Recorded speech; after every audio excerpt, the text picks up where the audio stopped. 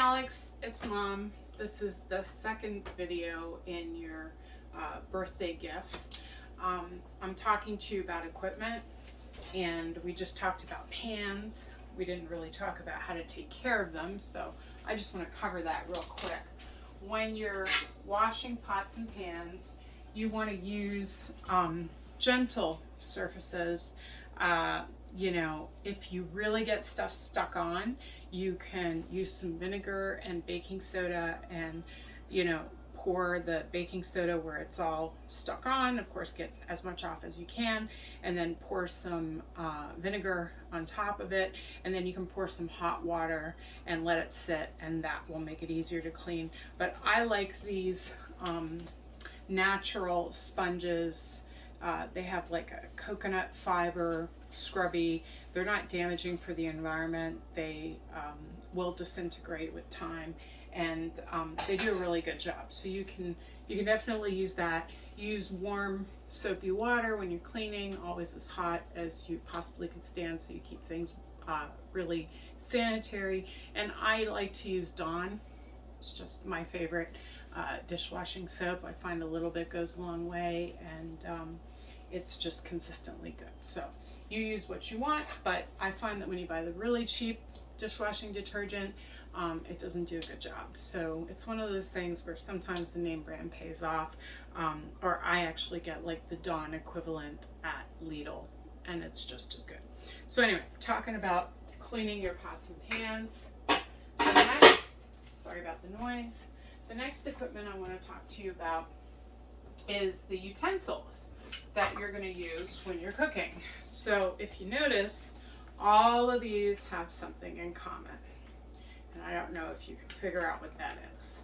What they have in common is that they have a surface that is not going to damage nonstick. So whether it's these silicone coated tongs, or it's this plastic composite, serving and stirring spoon, or it's the silicone coated spatula, or the silicone spatula itself, or this wooden stirrer that actually I use instead of a wooden spoon. Your Aunt MJ got it for me. It's handmade from Quebec, and I love it. You see it's got some marks on it. It's been used a lot, but all those things will not damage your cookware, and also shouldn't put particles of yucky stuff into your food.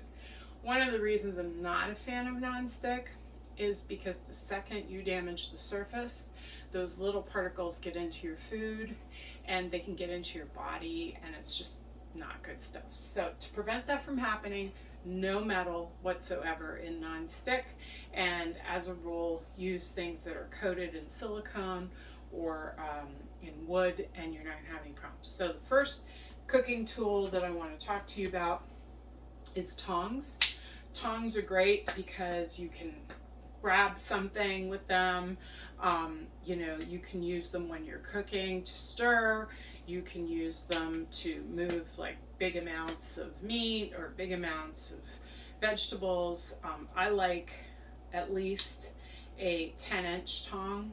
I have a couple. I have a smaller one, and I used to have a really big one, but I don't know where it went. But anyway, as you can see, this has seen better days, but it's Cuisinart brand, and it's really solid, and you want one that's going to catch like this so that it stays closed, just less, takes up less space. And the silicone's really nice because you can clean it really, really easily, and it doesn't melt and go into your food. The second thing I want to talk about is a silicone coated spatula that is relatively solid. I'm going to show you the difference. This is a fish spatula, and I have this because somebody gave it to me, but it's really flimsy, and you can't get under a hamburger with it. It's really for very light, delicate things. Not the most practical. If you're only going to buy one that is strong enough to get under a hamburger or under a piece of meat like a chicken breast and lift it with ease.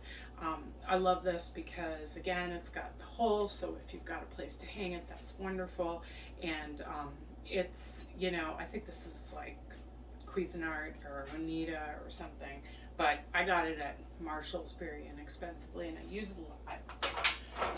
You want to get either a wooden spoon with a deep bowl, or you want to get like a plastic composite spoon. I don't love plastic, but what's good about it is that it won't damage your nonstick cookware. In a perfect world, I would have a wooden one like this, but I kind of get torn, you know, when it comes to the environment. If I throw it out or I get rid of it, I'm just putting it back into the environment. At least if I'm using it, it's not, you know, out floating about maybe getting into, you know, the environment in a bad way. But as you see, this has a deep bowl.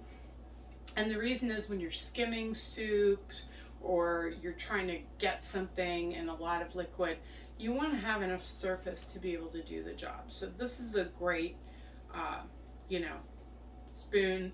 I use it pretty much every day. Very practical. This is a silicone spatula, rubber spatula, and this is just something I use all the time, whether I am making scrambled eggs, I make them with this, or whether I am trying to get everything out of the pot, you know, the very last drop, you can go all the way around like this. And that cuts down on your cleanup time, and it also reduces food waste. So this is really an important piece of equipment, and they're inexpensive. I think I got this at the dollar store, and you know, you could have more than one without a problem, but at least one is important. And then I'm going to talk about a wooden spoon, or in this case it's like a wooden stirrer. I have two that come from Quebec that Auntie MJ bought me, and they were hand turned, so somebody made them by hand, and I just love them because she gave them to me as a present. But you know, you can have a wooden spoon.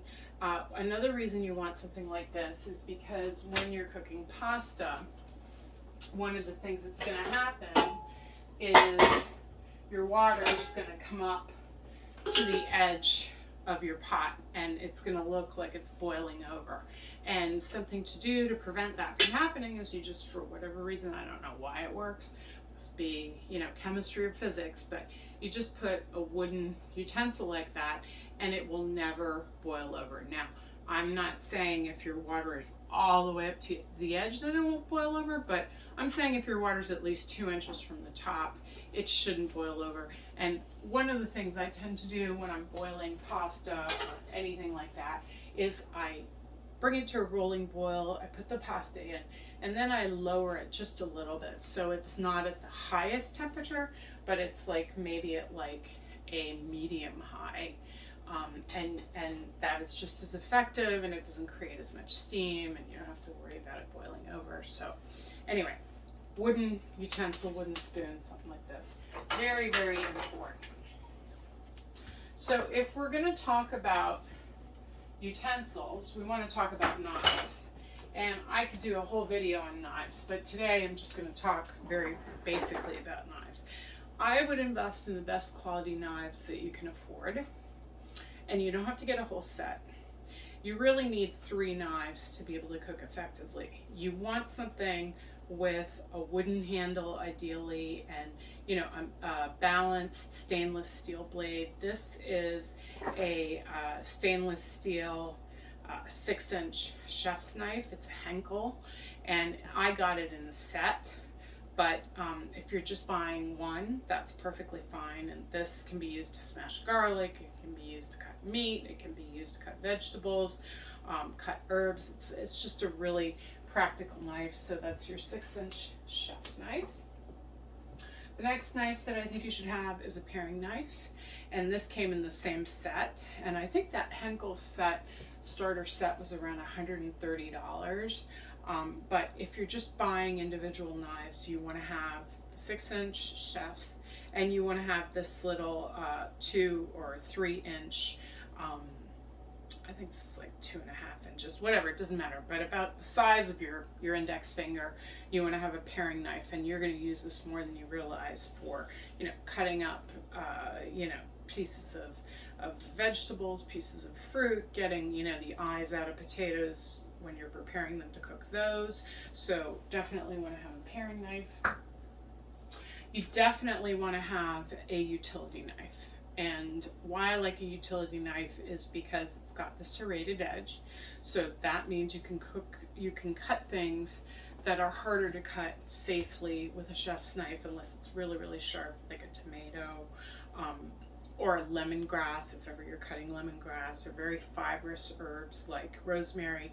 This kind of does a really good job.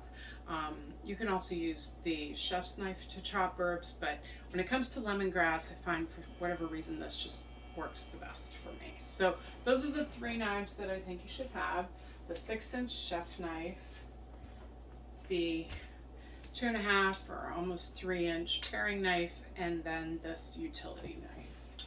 And real quick, I want to talk to you about measuring cups. You want to get stainless or metal measuring cups. You don't want any plastic because that's just an opportunity for them to pick up flavors, not clean very well, and also get melted or damaged or burned. So you really just need a 1/4 cup, a 1/3 of a cup, 3/4 of a cup, and 1 cup. And metal is what I prefer. So that's it for phase 2 of the cooking equipment for your kitchen. I hope that that was helpful for you. And remember, you don't have to have it all at once. I love you. Happy birthday. And I hope that you enjoyed this video and that it gave you some good information.